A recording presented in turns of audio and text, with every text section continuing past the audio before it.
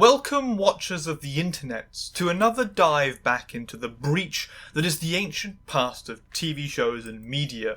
This time with a little-known fantasy action series named Xena, Warrior Princess, a spin-off of a completely forgotten Hercules TV show that featured the character throughout. Now, to be clear, because this keeps getting me in trouble, I am joking here. Xena Warrior Princess was a huge success in the 90s, it was one of the top watched shows of its time period, and it far surpassed the also quite popular Hercules the Legendary Journeys. This is not some random tiny niche show, no. This is a big deal.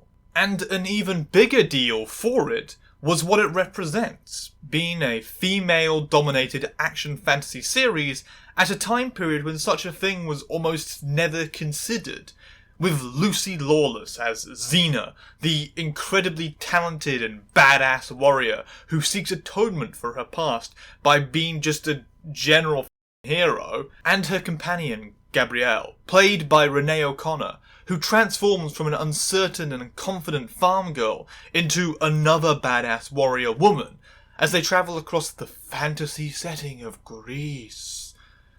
Don't let anybody tell you it's a real place. That was made up for this show and we all know it. And it first came onto my radar for two reasons.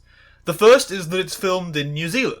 Much like Lord of the Rings, we are contractually obligated in this country to consume and make any popular media series that uses our landscape into a part of our national heritage.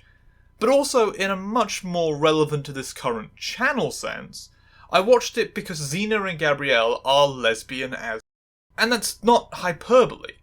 20 years ago, Subaru launched a campaign to get themselves solidified as the car for lesbians. Don't worry, don't ask questions, this is going somewhere. And one of their ads featured the license plate Xena Lover.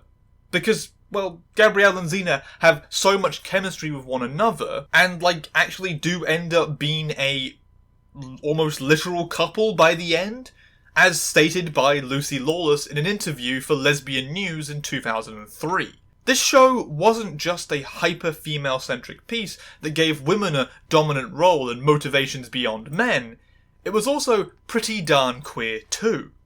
Which, kinda goes to show that you could do that in a piece of media from the 90s. Not to shame all the other TV shows that fucked it up, but it was possible to be mainstream and popular and to also be woman/queer-centric. But we would not be here talking today if there wasn't a little something in the show, a little running theme you might have picked up on, a trans episode. And yes, there is one, which is why we are here doing this little song and dance number again. So, enough quibbling. I think you get the idea at this point, and we should just launch into a commentary and analysis upon Season 2's Episode 11. Here she comes, Miss Amphipolis, from 1997.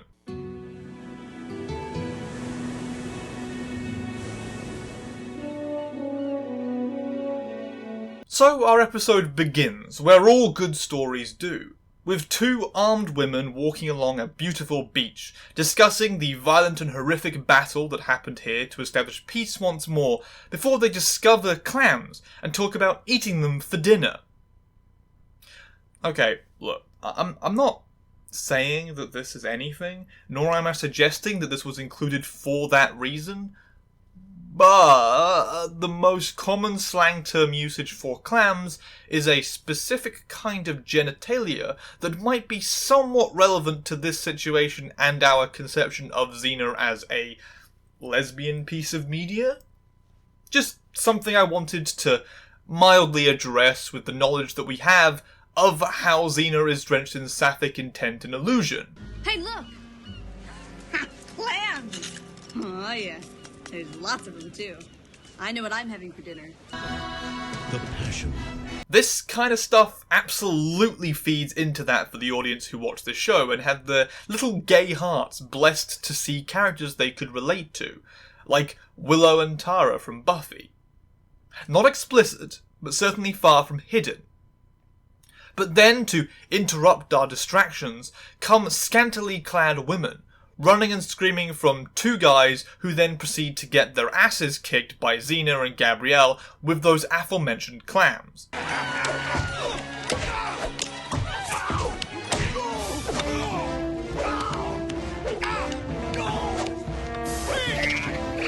Before another random well-dressed man appears to attempt to take credit for their rescue. A man who clearly knows Xena from somewhere, and also we get mention of patrons and sponsorship, which will tie further into the grander theme of the episode, which you probably will have guessed from the title is like an ancient Greek take on the beauty contest. Don't worry, I'll rush us through to the trans stuff as quickly as possible.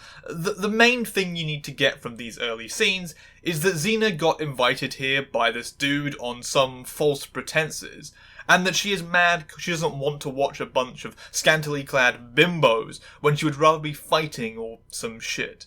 And Gabrielle declares it merely a way for men to exploit women's bodies for entertainment and visual stimulation, to the merchant guy who knows Xena's stumbling defences. When Lord Claren proposed it as a way to celebrate a year of peace. Merchandising, local franchises, off-Broadway betting. Wake me when you get to the urgent part. Huh? You know, I wonder if maybe some of the women involved in the contest will change their minds before the end of this episode. They will perhaps show Xena that there is some merit to the women involved in this, that they're not just mindless bimbos, and that maybe women should support one another. But we discover as well here that this beauty contest has the girlfriends of the various leaders that caused that battle and war from a year ago, and that if something goes wrong during this beauty contest, then it could once again lead to bloodshed. And so, Xena, as the hero that she is, decides that she will represent this island in the beauty contest, so that she can watch it from the inside and make sure that violence does not once more break out here. Because, you know, hero. She's right. But war makes everyone a victim. So, meet Miss Amphipolis. Almost immediately, a suspicious character catches our attention, as Xena is made aware of the fact that she needs to do well in every round or be removed from the competition. One miss, you're gone, understand?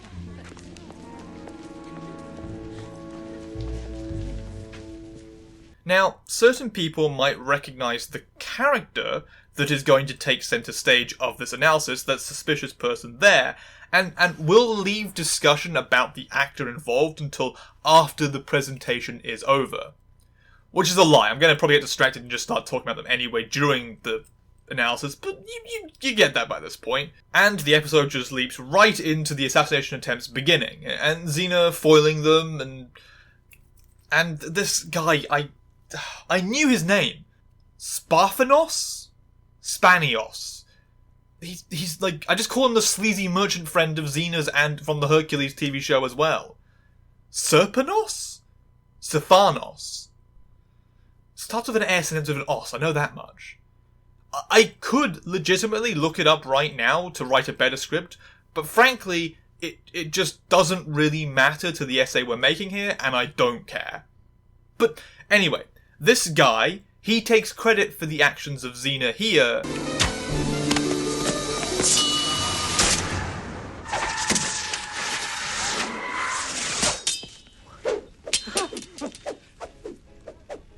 Saved my life. Meanwhile, though, Gabrielle mirrors Xena's infiltration of the women in the contest by acting as Xena's sponsor and, well, basically getting into a pissing match with the other sponsors, which is hilarious. And also, is it not obvious by this point that all the other sponsors are guys with their girlfriends? And in this case, it's Gabrielle sponsoring Xena? I mean, come on. I cannot believe people even have to argue about the lesbian nature of this series. It's like a non-stop barrage, and I am here for it. Clear the runway, cause my contestant is going to wipe the floor with all of you. And just who is your contestant? And we also get some insight into how some of these women are in the competition because it will allow them to feed their village, or get far away from this place. You know, people having reasonable reasons to do something that some of them might enjoy, but definitely some of them do not. It's a complex world, and I think that's important to take into account. And it's nice that Xena's showing that. And finally, we get properly introduced to the character who will define the rest of this episode for us. And in this one situation, it is merely just us hearing her name. Miss Artifice. And seeing her do a little strut and walk and... Okay, actually, her being in this beauty contest and knowing who plays her does kind of make it a little funny. Because for those in the know and those who are not, you're going to find out right now, it's Karen Dior. Famous drag queen / transgender person who appeared in quite a decent amount of adult transgender films before moving over to playing guest characters in mainstream TV. She was also a very popular AIDS activist at a time when AIDS was still rather derided, and so her inclusion in this TV show, this massive, popular, huge ratings TV show, was a big deal. And like I said, we will attempt to talk more about Karen Dior later, because I already know that a couple of you have loaded up your Wikipedia articles and are getting ready to ream me a new one over me defining her as a trans woman, and just hold up for a second. You can ream me out later, just let me get there, you know? Let me get to the point where it's okay to do that. Xena then appears and does her performance and reveals that she suspects she knew who locked her in the steam room to try and stop her from being in the show. And we then see the confrontation between Xena and Miss Artifice, where she rips off Miss Artifice's wig and demands to know why she did it, to which Miss Artifice tells us that she knew that Xena knew, and that was intimidating, and she wanted to stop Xena from telling people about what she knew about her. I was just trying to scare you. Why'd you want to scare me? Because I knew you knew. You know about me. And I didn't want you telling anyone, but when I came back to unlock the door, you'd already gone. Xena then demands again to know why Miss Artifice would think she would tell people. To which Miss Artifice gives us the big speech about how much this means to her, how this performance allows her to embody part of herself that she normally wouldn't, and that a biological woman would not be able to understand such a desire or need. Miss Artifice then begs Xena to let her quit the pageant in private, rather than going public with the information that Xena has on her now. The semi-unclear information, to be honest, here. It's not exactly obvious whether Miss Artifice is transgender, or a hermaphrodite, or just a Greek drag queen, because, like, hermaphroditism is actually a pretty big element of much of Greek mythology and lore. Seriously, you couldn't move in those stories without tripping over a hermaphroditism. Okay, that's a bit of an exaggeration. But there was a truly fascinating exhibit that I went to see at the Altes Museum on the Museumsinsel in Berlin in 2017, entirely dedicated to Hermaphroditus, the legendary figure from which we get that terminology. Now, we'll attempt to talk about the ancient Greekness of it all at a future point in this video, because if we try and do it right now, we'll just be here forever. But all you need to know right now is that Miss Artifice, regardless of genitalia or gender identity or whatever, would like to be seen as a woman for this competition. And Xena has no issue with allowing that to continue, because, I mean, deep down it's because I think she's another queer person, and queer people just gotta stick together, you know? But also I think it's just because she's a goddamn hero, so... Either she's a queer person who's on our side, or she's an ally who's also great, so I'll take either one of those, honestly. Look, I don't expect you to understand, and I'm sorry I got you steamed. I just hope you let me quit the pageant in private instead of going public with it. No way. May the best person win. We then jump forward a bit to when Xena gets hit on by one of the douchebag warlords, and she then grabs him by the throat and tells him to back the hell off, while also telling him to apologise to his girlfriend. 'Cause girl power, and Xena is just the coolest fucking character. Honestly, a consistent theme of this episode is how much of a shithead all the warlord boyfriends are. Like, they're just bad partners. Very understanding. Why? What'd you tell yours? I do not tell her anything. We are a team, I ask. Yeah, right. Like, that keeps being reiterated during the beauty contest when they don't really seem to show much interest or care in their girlfriends. They just seem to be caring about their own selves, like how it reflects upon them, not whether their girlfriends enjoy doing it.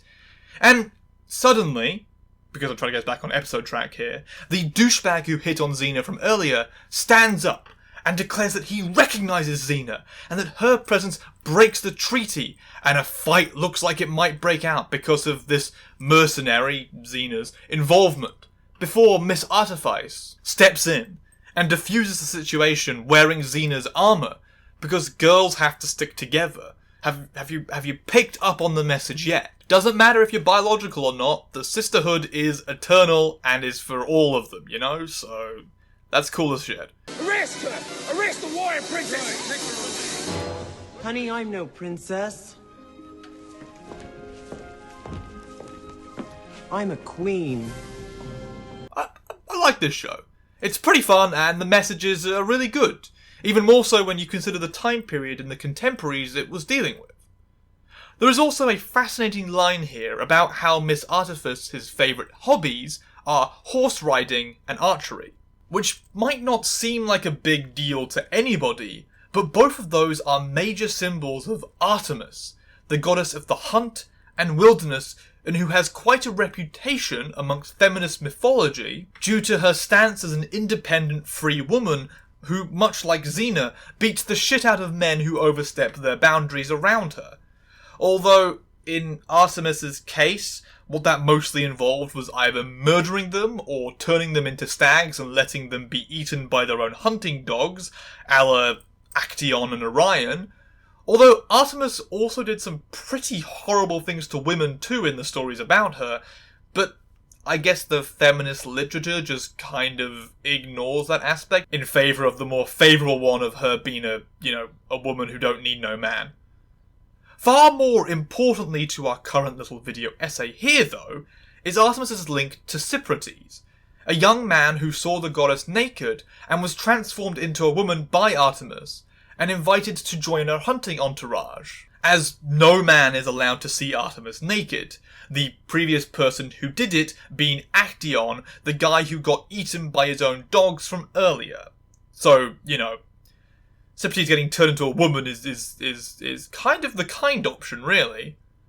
Gender swapping happened so much in Greek mythology, though. I was not joking earlier about this. Just look up Canis or Leucippus for examples of transmasculine stuff, or Tiresias, the person who was a dude for a bit, and then a woman for a bit, and had kids, and then back to a dude for a bit, all because they couldn't stop hitting snakes that the gods liked. Yeah, the Greek tales are weird as shit as well. What were we doing? Oh shit, yeah, we were watching Xena, Warrior Princess. Sorry, Greek mythology is such a distraction, I tell you. So anyway, what's happening back in the show? Any more trans stuff or updates on the person attempting to sabotage the beauty pageant? Anything like that? Important plot stuff? No, just Xena swinging swords around at the beach while awesome music plays. Alright, good to know.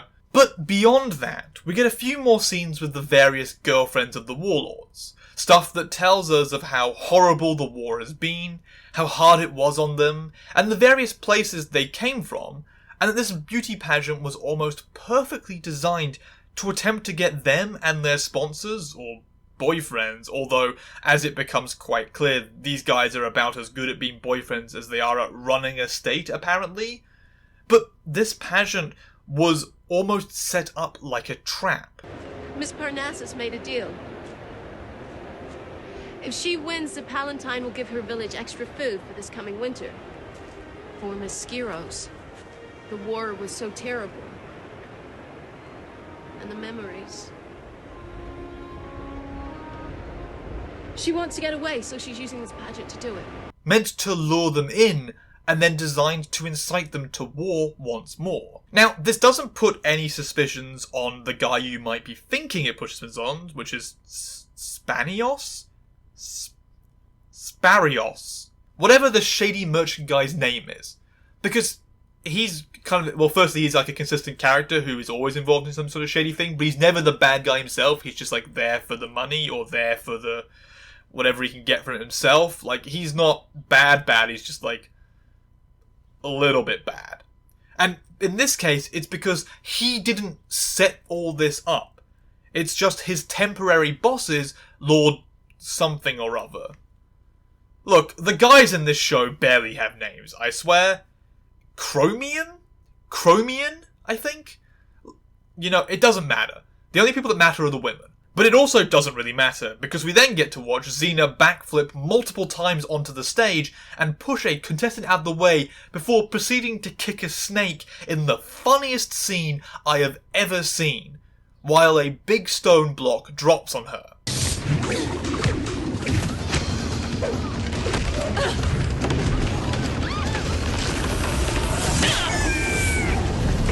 Seriously, the snake kick is hilarious. And then all the warlords get knocked out while a servant of Lord Cromon watches Gabrielle and Merchant Guy, and Lord Cromon himself pulls a knife on Xena and reveals that he is the villain behind it all, that he is a war profiteer, and that he wanted the war to start up again so he can make fat stacks of cash. Prosperity from the blood of innocence, which obviously annoys Xena quite a bit. So she reveals that she figured out Cromon a long time ago, and that she was the one who knocked out all the despots so they would overhear Cromon detail his dastardly plan. But why don't we ask the fools themselves?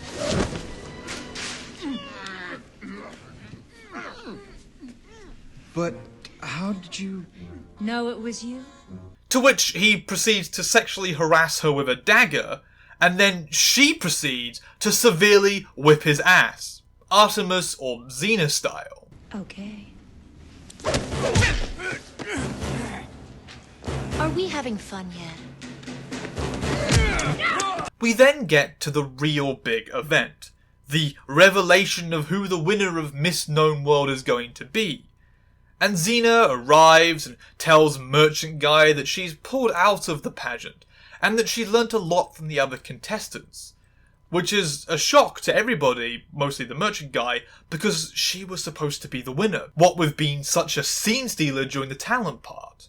But she can't! I have the ballot right here! And, uh-oh, she won! See? She can't quit now. She just did. Right. So, they have to give the title to the runner-up selection from the judges instead, which is... Oh wait! Shock horror! Each of the girlfriends of the warlords pull out of the pageant too, having learned more about themselves and finding the ability to stand on their own 2 feet once more, relying on themselves and doing what they want to do, not merely what their douchebag boyfriends want. And at this point, it's worth mentioning that one of the boyfriends has been steadily getting better over the course of this episode. This guy right here, like, he's been paying attention to Gabrielle when she was talking about what made her and Xena work so well together. And at the end, he supports his partner's decision to step out. I quit too. What is this, catching? You heard her. She wants to quit. You got a problem with that? No, sir! Especially because I think... Which leaves only one person from the semi-finals to truly win the name Miss Known World. One deserving woman, as far as the episode views it. And that is Miss Artifice herself. There is a little joke at the end here that is a bit questionable, but I'll let it slide because the overall message is a rather promising one. As the transgender, queer, hermaphrodite, maybe, I don't know which one that is, you know, take your pick, is applauded and lauded for her femininity and acknowledged as such by the crowd before proceeding to pull Xena in and kiss her to the cheers of the crowd even more, and the mild shock than happiness of Xena.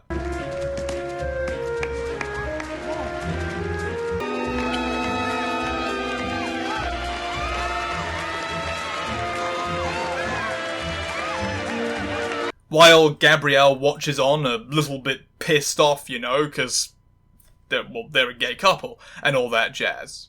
Obnoxiously even more, though, more than the little joke between the merchant guy and the queer transgender hermaphrodite. Yet again, I don't know which one it is. It's one of those pick your one, you know? But even worse than that little joke at the end there that kind of reflected the shitty attitudes that you saw in other shows at the same time period. You are something else. You have no idea. I can't let us go off on this perfect ending because there is an after scene where Gabrielle and Xena walk off into the countryside and which involves both of them calling Miss Artifice a man. So Miss Known World is a man? Yep. It's kind of funny, huh? Something that is not necessarily true at all to what we have seen or could understand of the character, but at the end of the day, it's the 90s, and this is a show written by cis people, so we've got to temper all the good stuff with a little bit of bad. But I do appreciate how Xena responds to that statement by saying that ultimately beauty is beauty. And you know what? That is still kind of an affirming message for any queer people out there, I think. And that's the episode. Beauty is beauty. And peace is peace. Are you going to write about this? Oh, yes. Now, when it comes to analysing this, I want to approach it from 3 angles.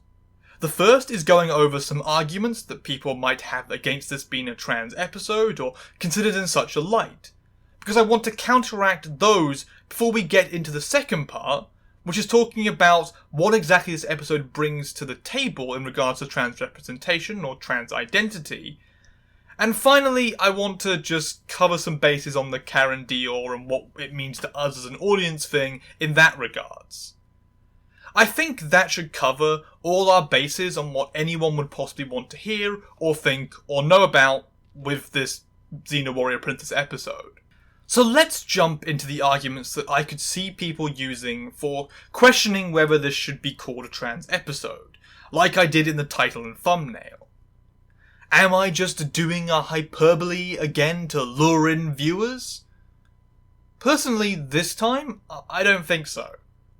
While one could take the stance that they never called Miss Artifice a trans woman or transgender or transvestite or any of those terms, I would refer you to that earlier comment I said about how Xena is considered a landmark sapphic/lesbian story, even though at no point do they ever say those words specifically. And that's because for a lot of mainstream shows, what they had to work with was a little thing called subtext, and pushing the boundaries on that subtext to the point that everyone who is in the know or sort of gets it understands that this is what is intended. Audience interpretation is a big part of these TV shows from way back when, and if you get stuck on the literal definitive text, you're going to come away having missed an awful lot of stuff from basically everything of that time period, which falls outside of the mainstream audience and the ratings companies that made it almost impossible for movies or TV shows to get away with putting queer people into them. Now, something that people might as well be getting stuck on is the fact that they do refer to her as a man during the TV show. As we mentioned, it is explicitly used for Miss Artifice at the end. So is that not the show telling us exactly how it thinks we should think of her? And to that, well, that's hardly conclusive evidence, to be honest, at that time period. A lot of people back then, and a lot of people to this day still, would refer to what we think of as a transgender woman as a man. Gender discussion and inclusion has come a long way in terms of having more clearly defined characters and insertions, something that has helped with having roles that people can definitively acknowledge as such, but the lack of that does not negate or remove the possibility for trans people or queer people or gender non-conforming people to either find some inspiration in a character like Miss Artifice, or for her story to align in many ways with what trans people go through or deal with in society. You really don't get it, do you? I guess being born a woman, you wouldn't. This is a chance to use a part of me most people usually laugh at, or worse. A part I usually have to hide. Only here that part works for me. Viewing her in that sense, I definitely do believe that we can see her as having aspects of her presentation and her body and her identity that connect with that established view on trans people, and that to a cis audience would be barely distinguishable during the 90s when Xena was aired. In comparison to other trans characters who we now know are meant to be trans, or were intended to be at the time period but were just poorly written, like Helena Handbasket / Charles Bing from Friends, there are many similarities in how Miss Artifice is incorporated and handled as almost a blend of queer notions and perspectives. Ultimately, I refer back constantly to the response of, does it really matter? Would her defined status as trans change the way that people felt or clicked with her, or the impact that she might have held on audiences that were inspired to either explore their gender more, or to treat trans people with more respect in the same way that Xena treats Miss Artifice with respect too? And that statement brings us quite nicely to the second prong of my post-episode analysis, which is where we discuss how I feel the representation sits itself. And I would argue that Xena is a very positive form of trans inclusion, or queer inclusion if the idea that it's trans is still too distasteful for you. Our protagonist, the person who we are meant to take clues from on how to behave or act, the hero who inspires us to be better, does not utilise Miss Artifice's identity against her, does not hold it as disgusting or as something to be mocked or targeted. Instead, Xena is almost shocked that Miss Artifice thought she would turn on her. And I didn't want you telling anyone, but when I came back to unlock the door, you'd already gone. What made you think I'd tell?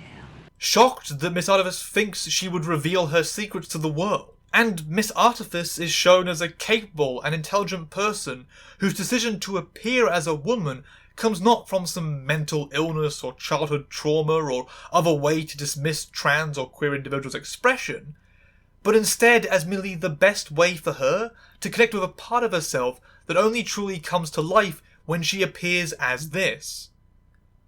The character is allowed to explain themselves in a way that is relatable, calm, and empathetic. And aside from that single odd joke near the end with the merchant dude, Miss Artifice is not presented as a joke by the TV show itself. Her body is not used against her. Her genitals or biology is not turned into a way for us as the audience to feel disgusted by her. Instead, she is presented as attractive and sexual and desirable by the crowd, with no indication that they are being tricked for such a thing. And the kiss at the end, the kiss between Xena and Miss Artifice, is not played as anything but perfectly fine. Xena responds in a way that does not indicate transphobia, and you might argue that such a thing is because, well, Artifice is considered a man by the show, and Xena is a woman. So really, what we're looking at here is a cis-het kiss in a cis-het show. And to that, all I have to say is, look at this. Cis-het? This?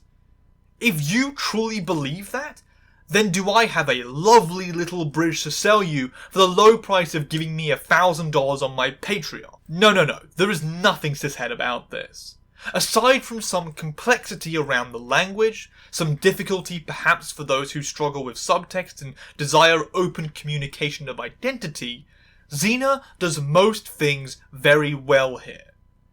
It does it in a way that reminds me a lot of Twin Peaks, wherein the character is given an agency and voice that overcomes the flaws present in the slightly outdated writing, that makes them still an appealing person for the trans community to view as an icon to this very day. And Miss Artifice should be viewed as a trans icon, and a queer icon to boot, because we come to our third prong of this bit I am doing, which is the brief consideration of Karen Dior herself in this. Now we have touched upon the complexity of Karen Dior as the actor for the role, because Karen Dior is not necessarily transgender. She was a drag queen, who presented herself as a woman in many cases, but also presented as a man in others, who was heavily involved in the she-male adult film industry, that category of pornography that has fallen out of favour quite a bit recently, and been replaced by transgender since about 2017-18. And at the end of the day, it's not my job to speak for somebody else's gender identity. Especially somebody else who unfortunately passed away in the 2000s from AIDS-related causes, the thing that defined her activism for many years before her death.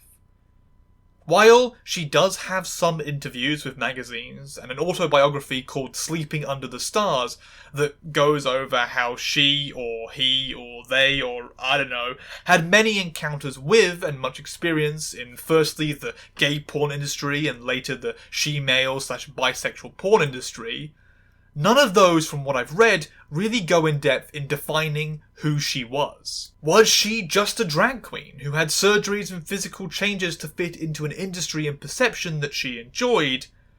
Or was she a transgender person coming to terms with herself at a time when the terminology and understanding of such a thing was still very underground and influenced by drag culture and gay culture? I don't know. But yet again, we come to that same conclusion. Does it matter? Karen Dior is still an icon for trans people and drag people and queer people, and so her inclusion at all as the actor for this role should be lauded, regardless of the finicky fine print of nailing down the gender expression of someone who is no longer around to define it themselves. It's just good, okay? I can say a lot of fancy ass words, but at the end of the day, it doesn't matter. And it's all good for Karen Dior to play this role and for her to be appealing to a host of queer people who might identify themselves in her struggle and in who she was and who she expressed herself as. We can all find something there, I think. So that's the Xena episode. And we learnt a lot here, I think. We got another solid episode featuring queer identities that really does serve to build a perception on transgender or trans-adjacent identities in this period that attempts to either be positive or sympathetic, a la Twin Peaks and Friends. And so I think it does start to build a case of these cis writers who are pushing back against that idea we might have as an audience that things were all just terrible and transphobic and bigoted back then. Such a thing is frankly not true or supported by the facts of the real and mainstream media that existed. And I hope to do more of these going even further back, like The Love Boat, to really emphasise such an attitude. If you enjoyed what you saw or felt like you got something out of it, that's great, and I would encourage you to do some liking, sharing, subscribing, and commenting to keep getting more of that stuff that you might like. It does seem to be how the algorithm works anyways. Alternatively, you could talk to that friend of a friend who knows Lucy Lawless and get her to get back to me on confirming if Miss Artifice was meant to be a trans woman or what the deal was there. That would really help. If you really, really want to aid the channel, the best way to do that is through my Patreon. Those in the $5 and up category should be scrolling past the screen right now, and I really do appreciate everyone who is on there, as they make it possible for me to do YouTube with any kind of security or safety net from the yawning pit of poverty. I currently have a promise set up that when we reach $1,000 pledged a month on the Patreon, I will publish a Q&A video where you get to ask questions, almost any question, and I will be legally obliged to answer them, which I have been delaying as much as possible because such a thing is terrifying for me.